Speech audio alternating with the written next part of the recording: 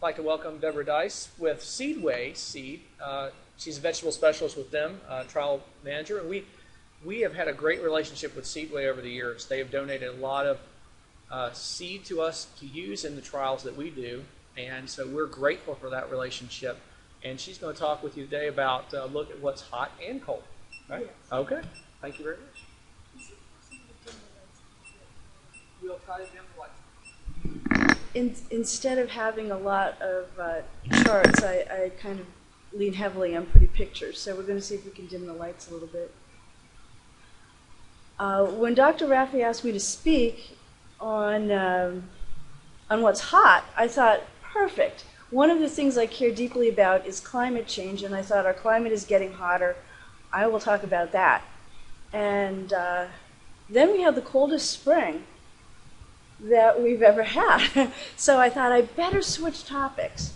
But first let me tell you a little bit about how I do my research. It's in two ways. One, we're on a trial farm in Hershey, Pennsylvania. It's a real full-sized farm. And because we don't have to own them, we also get to use real full-size tractors and irrigation and spray equipment. So this is a picture of me sitting on the back of a transplanter photographing the tractor driver. Then there's my seedlings, and then at the end there's the seedlings being disked down. So we look at thousands of varieties of vegetables a year on this farm, grown as close as we can to the way our customers grow things. The other way I do my research is in winter. I'm in the office and I travel around some, but the two guys with the worried looks, well, one's happy, one's worried, are our seed buying team. And so I get to follow what people are buying. I get to follow, just from sitting in the office, what people are asking for. And then because we're all sharing product manager duties, I also get to know what things are selling. And so I can see things going up and down in sales. On a personal level, I'm very interested in food, probably more so than most people in farming. And the picture of spinach is me deciding, or trying to decide, can spinach be too dark? There's some new varieties of spinach that are so dark that I thought when they were cooked maybe they would look black, and the answer is no, they still look good. But the one spinach, the darker the spinaches are, the more they bruise even darker when they're bruised. Then had the question, I mean, this is talking about what's hot. Kale is hot, and the reason why kale is hot, I think, is 100% due to kale chips. So somebody asked me, can you do kale chips with purple kale? And that was me deciding if you could, and the answer is you can, but it doesn't taste as good. So it's going to be about climate change, but this is the second coolest spring since 1976. But as I can tell from being in the office, our customers are buying their spinach earlier and later. Our phones are quiet for smaller parts of the year. So we do have a longer and longer growing season, regardless of where we are. And then, as climate does get hotter, as our summers do get hotter, we do have to perhaps look at there being a time in the middle of summer where, like in Georgia and Florida, that they don't really try to grow anything at all. This is organic customers' high tunnels. They're actually really greenhouses. He spent like 3 times as much money on the high tunnels as anybody else has, and he's growing spinach, and that's the Salanova lettuce on the ground. So then I thought, well, as far as talking about what's hot, is it specialty vegetables? And the specialty vegetable that always comes to mind for me is arugula. And it turns out arugula already has its own book, written in the United States of Arugula, and it was written in 2006, I believe. So I thought, well, that's old hat. And I made a little joke of photographing an old hat and a hat box with arugula on top of it. And that arugula, I now have my own high tunnel. I planted that arugula where the water runs off the high tunnel when it rains, and it grew just beautifully, with no flea beetles. Well, and I thought another possibility of talking about what's hot is hot peppers. Like, they're really my favorite. The two things that people ask me about this year, that we don't sell. Is ghost pepper or that Brujolikia, I don't know how to pronounce it, really, really hot pepper, and then Scotch bonnets. And neither one was available, as far as I know, that from a source that we could buy the seed from, although there might be some for next year. Then the other, as far as growing for ethnic markets, where the food might be spicier, a lot of the markets, Indian and Asian, are very price conscious, at least from what I can see in my area, and might not support, it might be hard to compete with our local produce prices for growing for them. But the Mexican market, which as you know is growing all the time, Mexican and other Latin cultures, seem to be really a good opportunity of growing things for our Mexican neighbors to eat.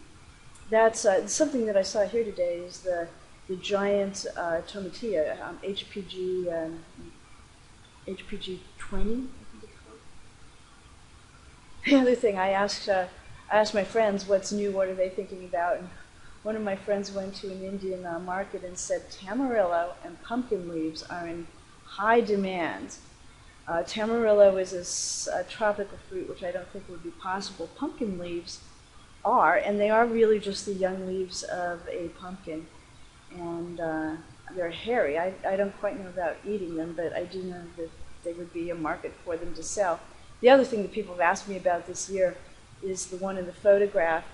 It is a tiny little fruit, looks like a watermelon, and I haven't had it. It is supposed to be lemony, so it's sometimes called Mexican cucumber or Mexican lemon watermelon or just little lemon watermelons. So what are we going to talk about then? It's something that our customers want to do and their customers want them to do, growing cool weather crops such as spinach and broccoli and lettuce in warm weather, and growing warm weather crops in cool weather. So that would be growing tomatoes and melons and such, basically in high tunnels. And general season extending. From one of our salesmen, I learned that he had his best year ever for selling winter squash.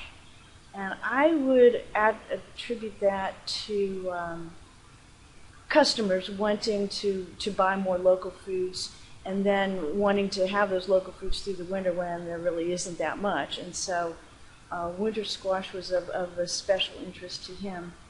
And then kale, of course, is really big. A lot more interest in growing in high tunnels and greenhouse growing. I think just 3 years ago when I was here the first time, on the way back I met with a tomato breeder who breeds for one of the big companies. Some of the big tomato companies have their own breeders. And he was moving up to the Maryland farm, and we asked him, what do you see as the potential for high tunnels? And he said, if I'm doing my job well as a breeder, then I don't think we need the high tunnels. Well, the company he works for has just now become the largest consumer of high tunnels in Florida, 50, 60 acres under plastic now. The other thing that's happening and that this kind of produce can supply is farm stands are opening early and staying open later.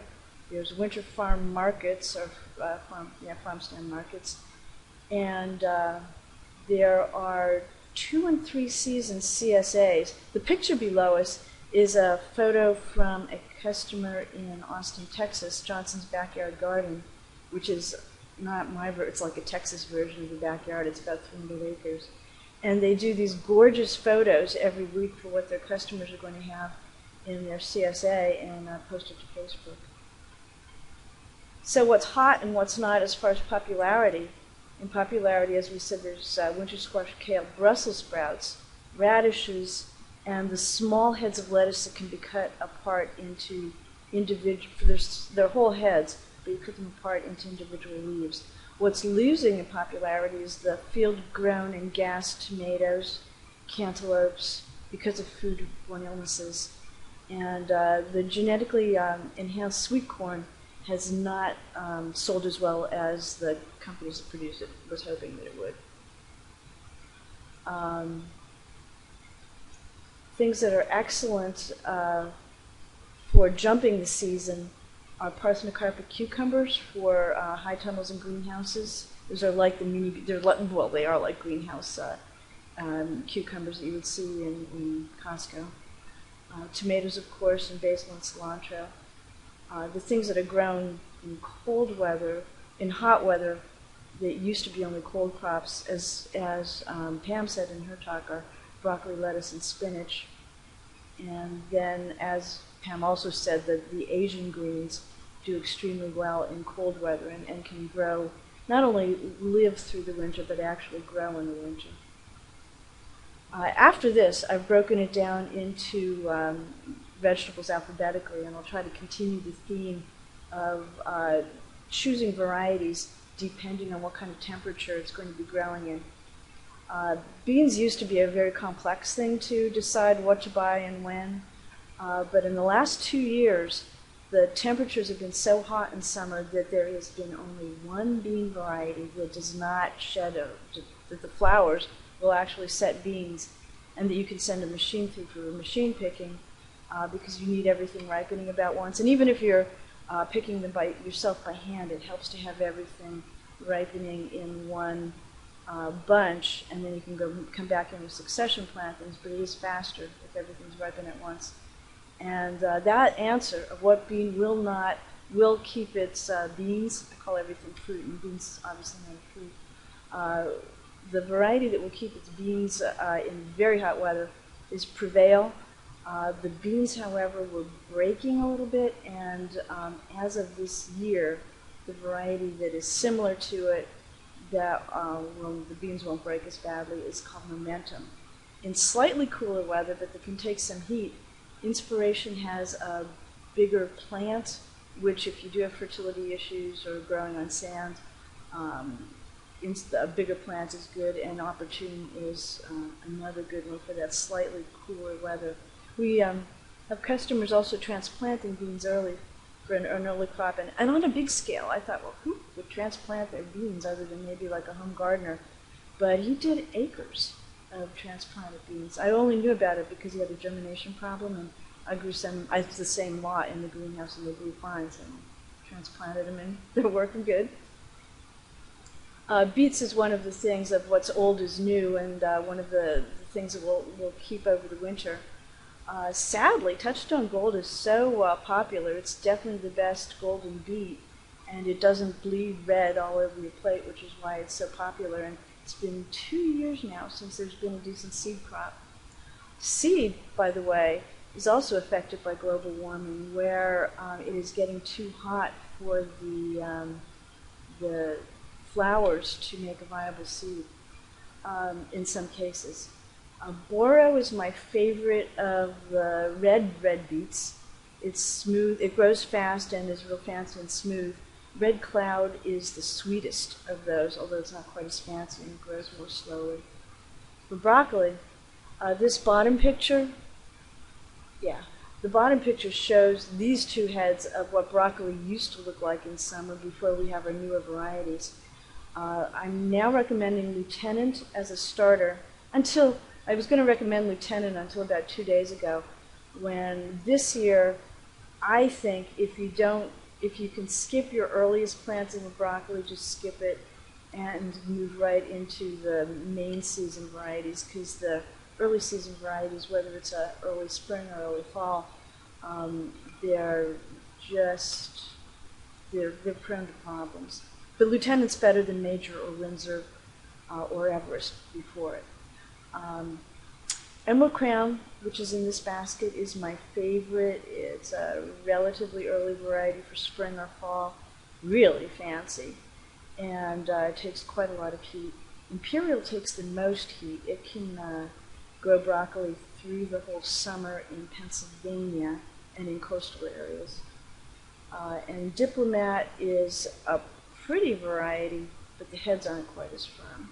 But it's always a beautiful blue-green. You can cut it and leave it on the ground and come back 2 weeks and it'll still be blue-green as it dries up in the field.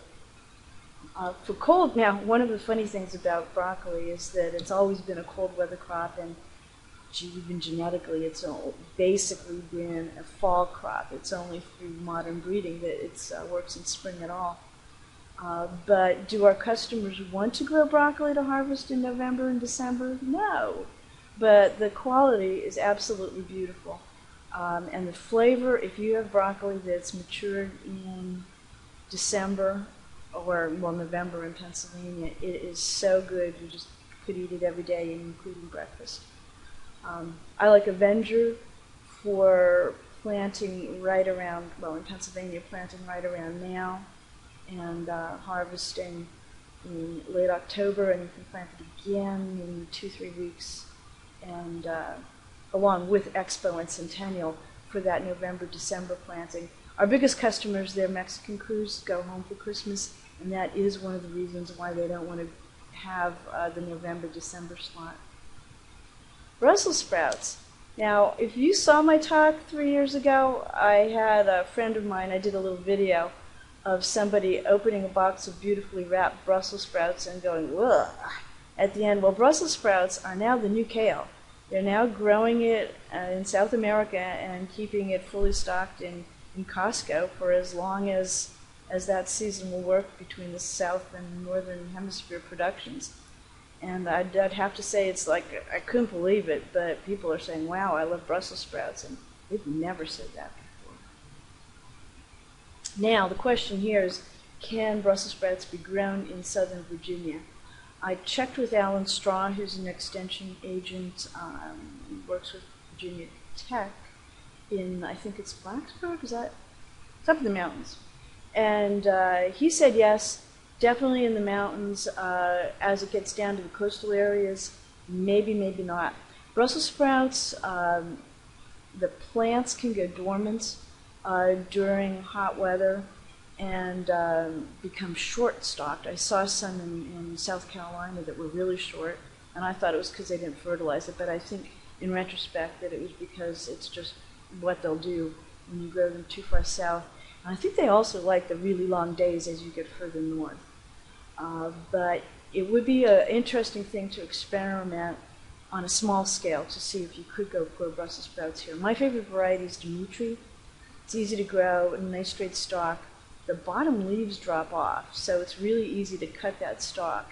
But there seems to be different degrees of heat tolerance in Brussels sprouts, and it may not be as heat tolerant. But I love this display of the Brussels sprouts and carrots, and again, this is from that farm in Texas and Austin. And this is the stalk of Dimitri, where you can see here, and here how the leaves have fallen off of it. Most varieties of Brussels sprouts you have to go through with a knife and cut those stalks, the side leaves off, or brush them off with your hands before selling it if you're selling it on the stalk. The sprouts pop off easily too. Cabbage, there's one we're selling this year, is Tierra, which is kind of a lettuce-like, doesn't weigh much because the leaves are thin and there's hardly any core.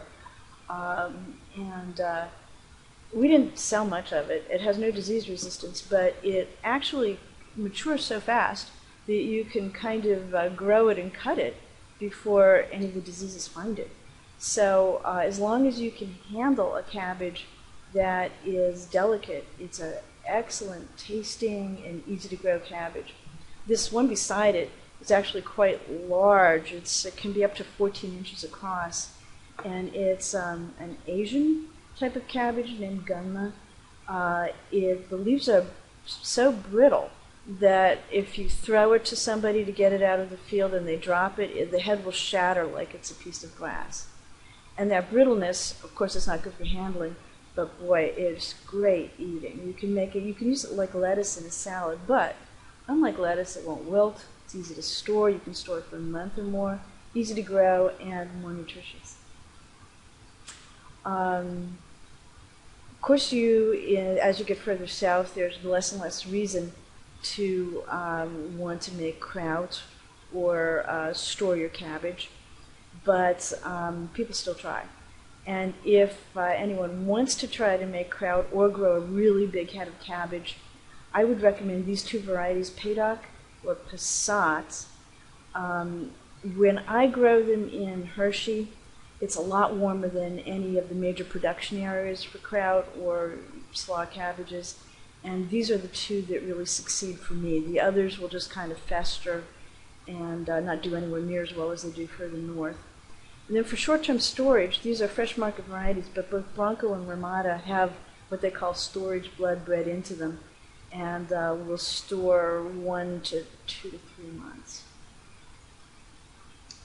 In the Asian cabbages and mustards, this green stem pak choy, like Nanking choy, remains really popular. This is the grilled version that I did in my wood stove on a cold night. And there's nicer versions of red Mizuna. The first versions of red Mizuna looked like you had gotten little red hairs in your salad, but they're getting a little bit broader leaf now and looking a little bit better. And anything that's part of the brassica family will grow in really cold weather. Things like spinach and lettuce can live but stop growing, but these will keep growing. And this, see the green heart? This is my favorite thing for the year. Well, my favorite thing for last year was a turnip, but this year is this thing called Frizzy Joe, and it looks a little bit like Mizuna, but it's not. The taste is pure mustardy, like a kind of sushi type of mustard, and really amazing in salads.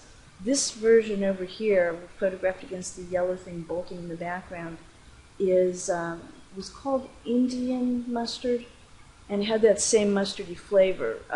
This one's an OP and this one's a hybrid, so I'm going to grow them both side by side as a full-size plants and see if they do the same thing. And these are my two favorite Chinese cabbages.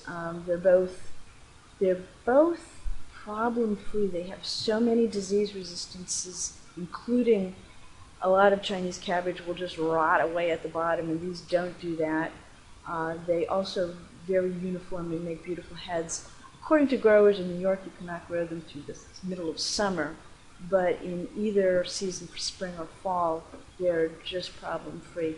Pacifico is the yellow center, which I have heard is popular with the Korean market. For American markets, I don't think we can.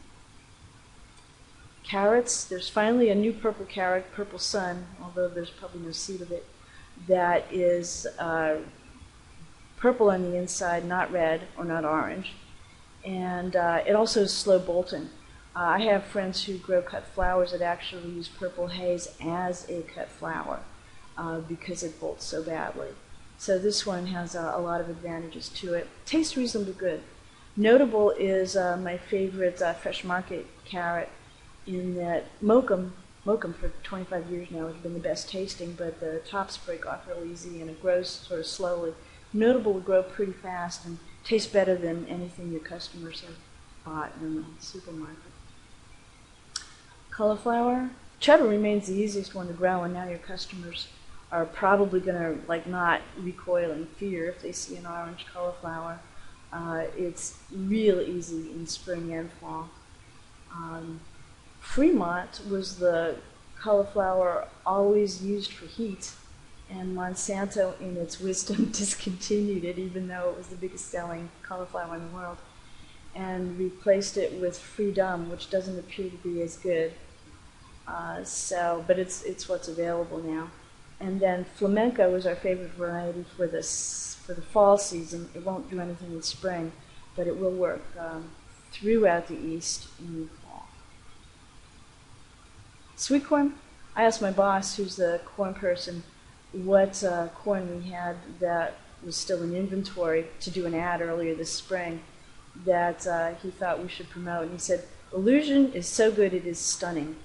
It's a white corn, and it's a white SC corn. In its class, it just does everything better than anything before or after. Now, there's this XR means added rust resistance. The top-selling bicolor shrunken 2 corns have been awesome and fantastic, and they now have rust-resistant versions. As with this was 2173 or 76.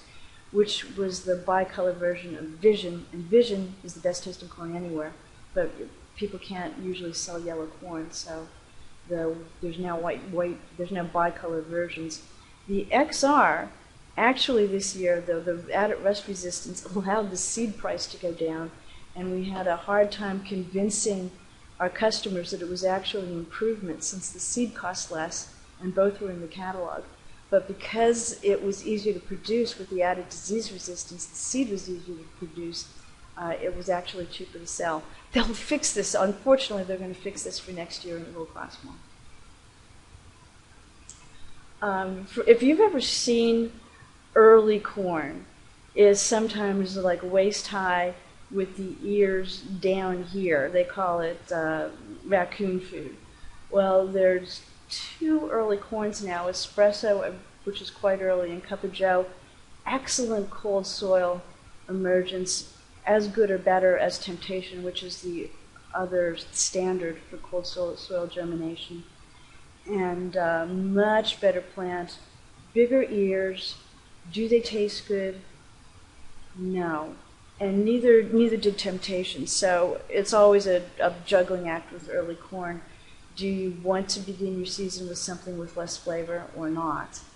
Cup of Joe actually is better than Temptation, though, so that is a viable choice. And you think, well, okay, the really good corn is 74 days, this is 72, but this is something you can actually get in the soil much earlier. So if you do want to start early, Cup of Joe or Espresso are really good choices. Cucumbers. Nothing new in cucumbers except in the high tunnel.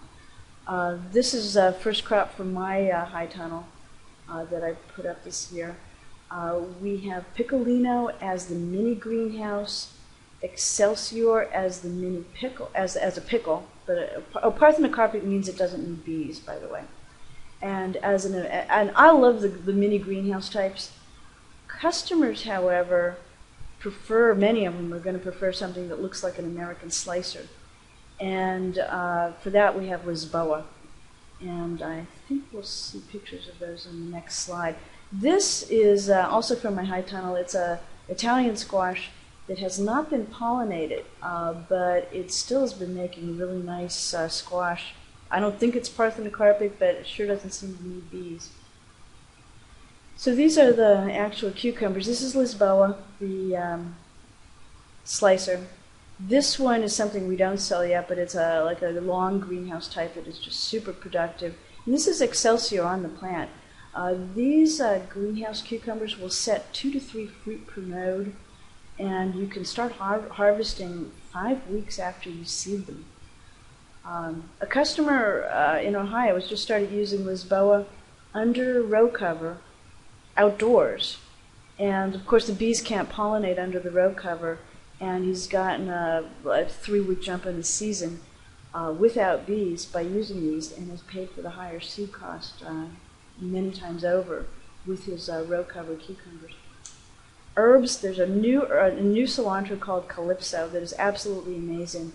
This is it, this low part here in my trial, and this is everything else gone to seed. Calypso almost will not bolt. And I had it growing in Pennsylvania, I had it growing in my garden through Christmas. I had no idea cilantro was that cold hardy because it has always bolted before. And this time, well, it didn't bolt, so I kept being able to pick it through Christmas.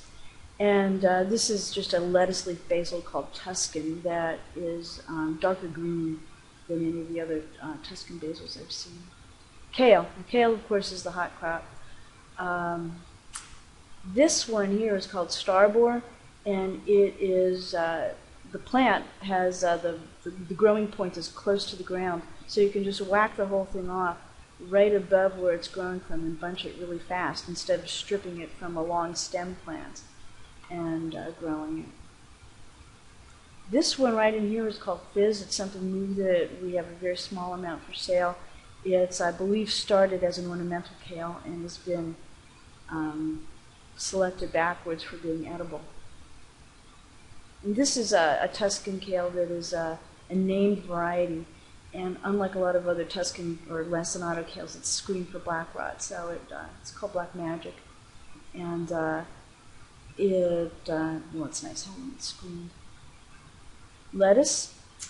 Oh, to add to what Pam said, it really does help with your lettuce seed to refrigerate it for 2 to 3 days. If it's pelleted, we get more calls about pelleted lettuce not coming up. But if it's pelleted, you do need to keep your flats or your soil wet for 3 days, and then let it get drier. The pellets do not like to dissolve all that well. On the West Coast, where they might use a lot of it in direct seeding, they're able to keep their beds perfectly wet using their long pipe irrigation and then eventually furrow irrigation. And we kind of need to follow their example of just keeping things wet, especially if it's direct seeded. This is a new romaine. This is the new one called Fusion. It's a cross between romaine and leaf lettuce, and you can cut it apart above the core, and it will have all even-sized leaves. And it's just a beautiful, also perfectly straight habit, so it's real easy to bunch it together if you're selling it in the supermarket, or just stack it on the stand. The other thing that's really popular is the multi-leaf types called Salanova. This little thing here is an ugly-looking little butterhead, but it all cuts apart into these separate little leaves that are all perfectly the same size. And it is becoming, it's, for whatever reason, becoming more popular. Maybe it's food service. This is Striker. This is Cantorix. Cantorix is a very sturdy oak leaf. You couldn't normally think of taking oak leaf to a farm market or putting it in a CSA basket, but Cantorix has such a body and thick leaves that you can do it. And my two favorite lettuces, Pomegranate Crunch and Monte Carlo, are mini romaines. They do great all year round, including high tunnels. And the Pomegranate Crunch will keep its red color in low light in winter. Really easy to grow. And once they're headed, they stay that way instead of bolting for quite a while. Nice new charge. This one is called Peppermint. It has a pink striped stem. Mosh, Pam mentioned mosh, and I would not grow it to sell it. Growing it for myself as a salad was fine, and I got to make my Facebook friends jealous by posting a picture of the salad. The kale leaves, by the way, are the things that, if you leave your kale in the ground over the winter, in spring all kinds of wonderful things pop out the sides where the leaves join the stem, and they're much tenderer than they would be in fall, and you can use them in salads. Mosh is, I saw it, I was in Italy last year at this time, and they do grow it commercially there. I don't know if they've got a better way of harvesting it than we would, but it's tiny stuff. Melons. Melons, I think, have been a self-defeating market. As they get bigger and firmer, they get less and less pleasant to eat. They don't spoil, so your customers don't need to buy another one because it's just staying in the refrigerator. When I was a kid, the melons would only last a day or two, so you had to eat them and buy another one. And so the better the shelf life, the worse it is for the market, and especially people want bigger and bigger. If you do want a big one, Verona is the best for flavor. It doesn't keep as well, but it has really good old-fashioned flavor. There's a new one not available yet called 609 from Syngenta, and it's a smaller size, like 6 pounds. It keeps well. It has amazing flavor. We divide up our crops, and Pam gave me one of these at the beginning of the year with the note on it, "Yum, eat me," and it's so good. But Syngenta is thinking about not releasing it because they think it's too small. So, if any of us here can try to create a market for a slightly smaller cantaloupe, it would be just wonders for the market as far as how good the flavor is. With the foodborne diseases, the smoother skinned melons have had a surge in popularity. I love the cantaloupe melon, the canary melons. Canary melons are traditionally a storage melon, so not only do they keep in the field pretty well, but they'll keep in storage for about a month. smooth skin, and they taste like honey. And they have some, when they're firm, they're good. When they're softer, they're really, really good. Piel del Sapo, or frog skin melon, is popular in Europe, newly getting popular here as maybe the next big specialty melon. It's a challenge to grow, but there are a few varieties that'll work in the East. Losing ground are the Tuscan melons, Tuscan and long shelf life melons called Harper, and that would be these two. This is the same, it looks the same in Italy, but boy, in Italy they taste great. You get Tirreno, which is the best of the Tuscan type ones here, or this one might have been Samoa. They're very, very firm flesh, and so you actually have to eat them with a knife and fork, and I don't like that. Plus, having picked some last summer, you have to look, it doesn't slip, so you have to look at each melon incredibly carefully to find out when to pick it. It probably takes 3 times longer to get them out of the field. Bitter melon I put in here, not because it's a hot thing to grow, but it is not because it's a hot thing to sell. It is a very fun thing to grow. The plant itself has stinky leaves, but the flowers smell amazing, so it's just fun to work around. Onions, I saw out here in Dr. Raffy's trial, beautiful red onions. I didn't include any in the presentation because I didn't really think they'd work here. They're long day onions, so I didn't think they would do as well as you get further south, but they are, and they were, I believe, Red Hawk and Red Wing. I'm not positive. This would be Candy. This is a new leek called Rally, and this is something really interesting. This is called VG. Right now, it might get a name.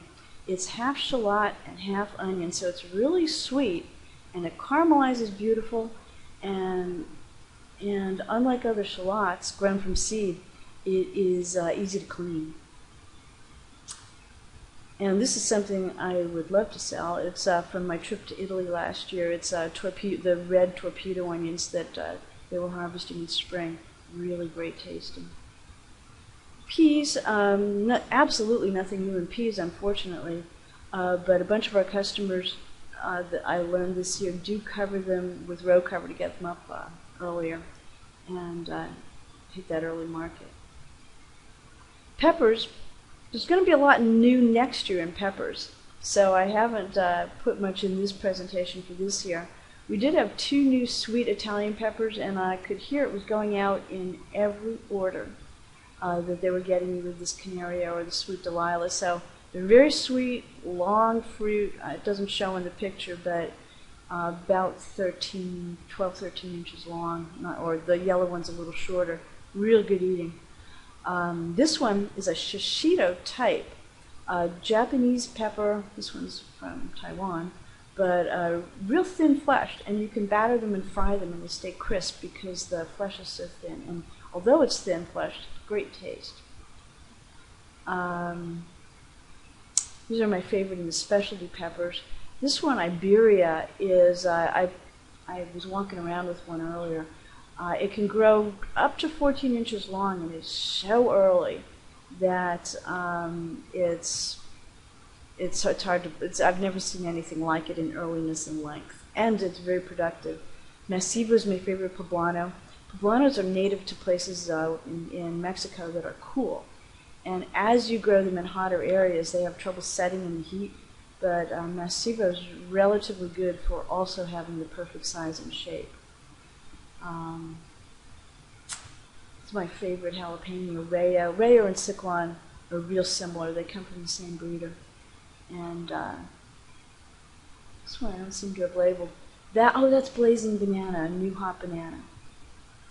Pumpkin, this, at my favorite local brewery, they were practicing, see there's a tap on it?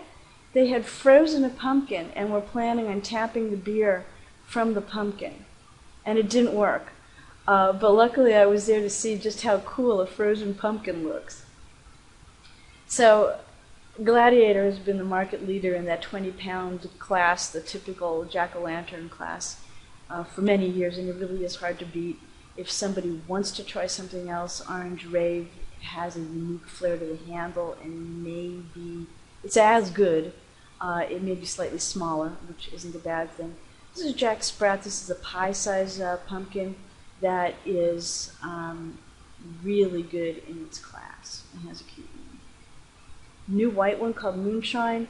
And this is Porcelain Doll. Porcelain Doll was part of a pink pumpkin program for breast cancer fundraising.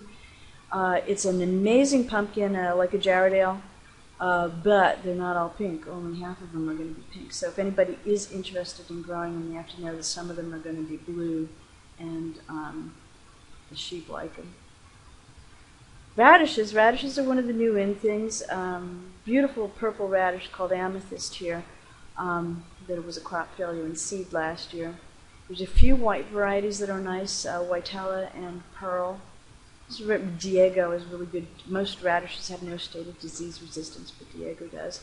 And this, we have a garden seed company called Old's Garden Seed, and I was just growing all of the bizarre stuff they were selling. This is called Pink Celebration. It was very respectable, nice pink radish, distinctly pink, so you're not going to think it's just a washed out red one with really thick skin.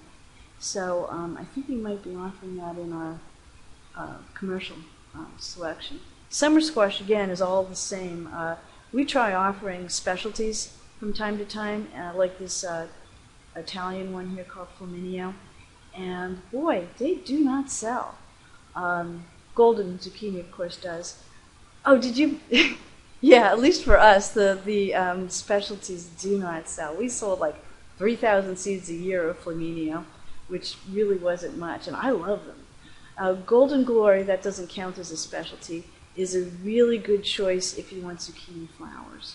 The yellow squash, crookneck and straight neck, make a lot of flowers, but these are real sturdy flowers on the Golden Glory. Winter squash, this is something new this year. We're just sampling it, called Butterkin. It's supposed to be super sweet, and it's a pumpkin-shaped butternut.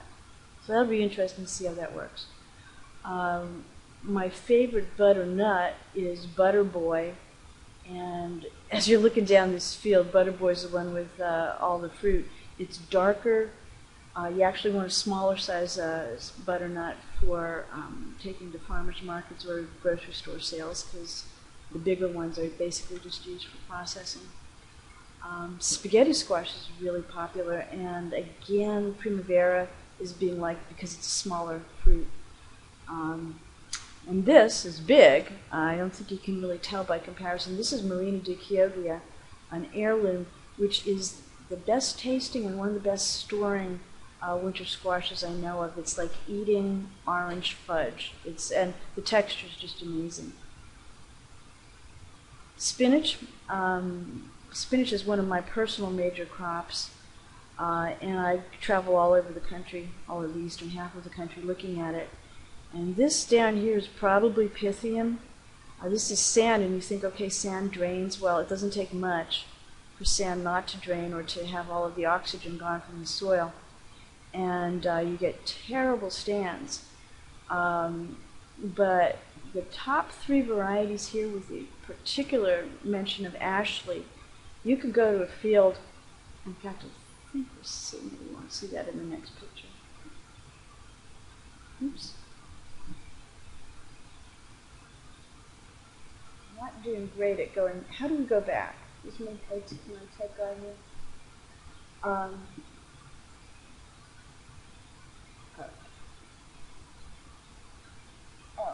can do this.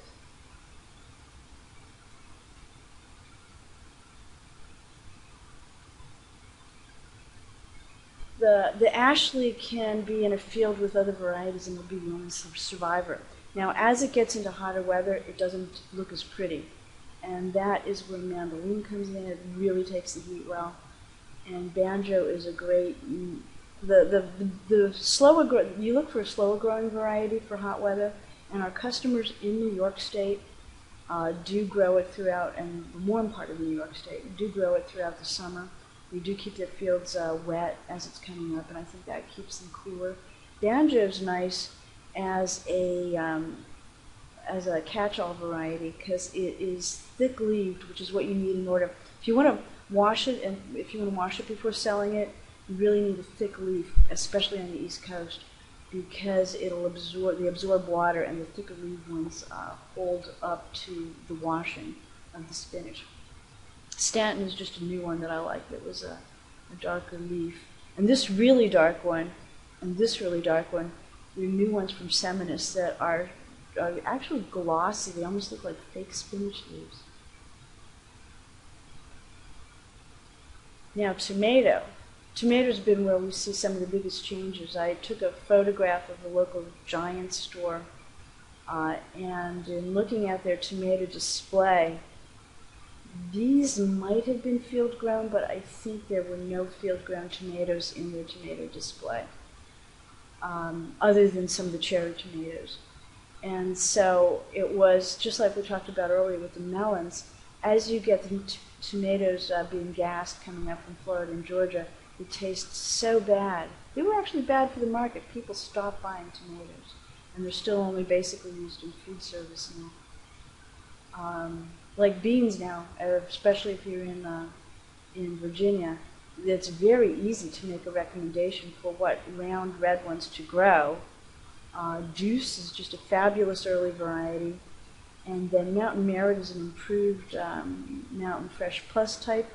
Tastes better, has early and late blight resistance, tomato spotted wart virus resistance, and I think nematodes. And so you can come back to this in November, and it's the vines are still likely to look pristine. And when the vines look good, the fruit looks good.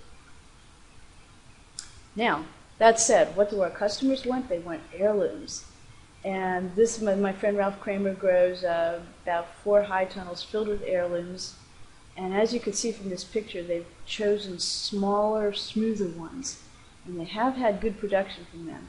They said they grow, they get 3 times as much money as for the round red ones, but they get 1/3 the yield. So you wonder which way did they go this year as far as what they were growing. Well, they've switched to all heirlooms and no more round red ones. So I guess that is the answer, that the customers do want heirlooms.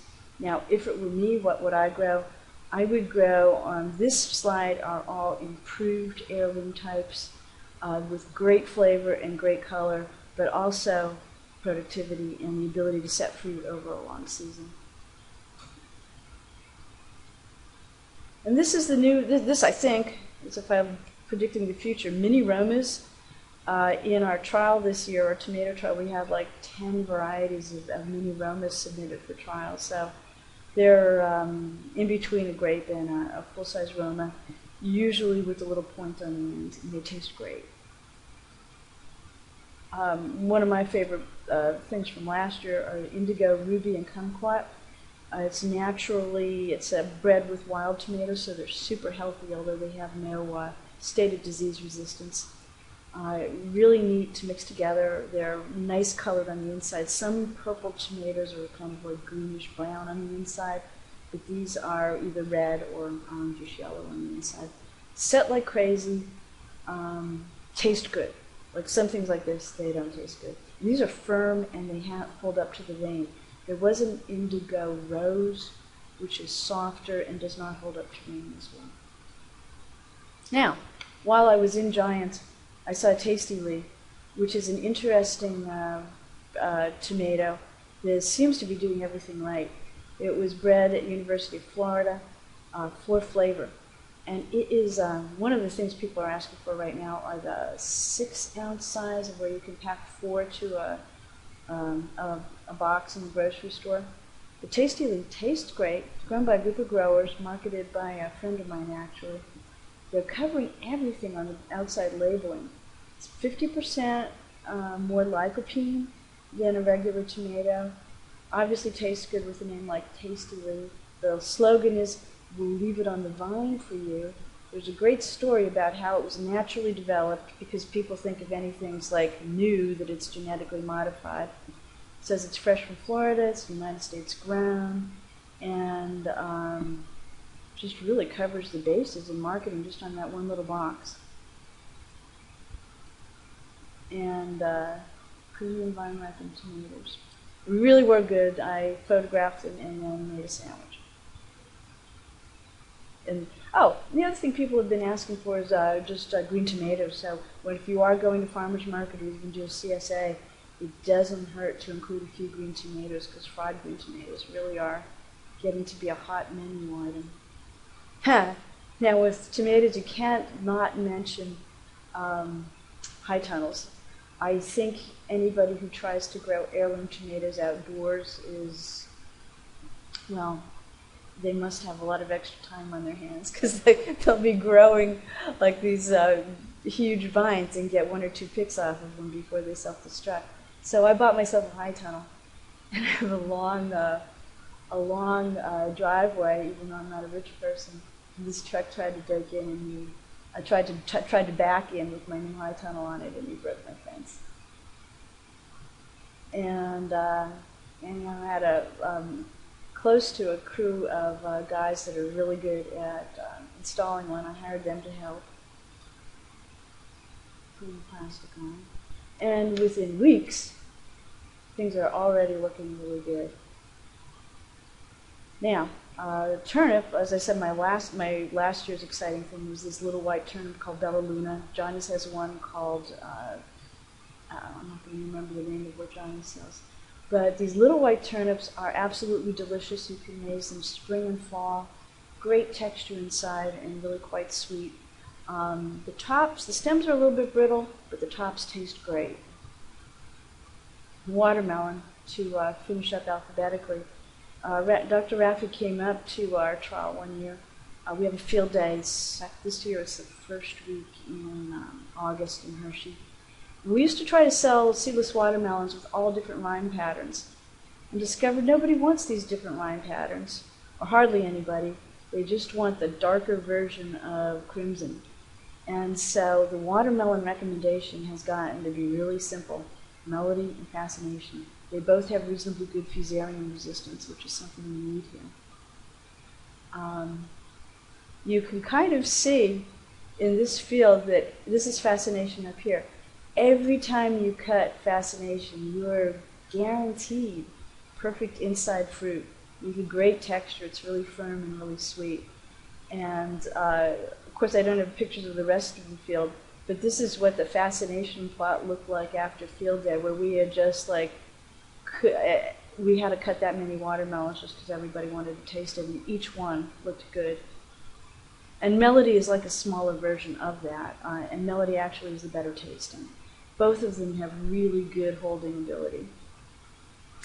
It's equally simple in seeded watermelon. Our sales have gone from being kind of spread out from a number of different varieties to basically just Estrella, unless we run out. Estrella's got the really perfect rind thickness, great taste, really sweet, very productive.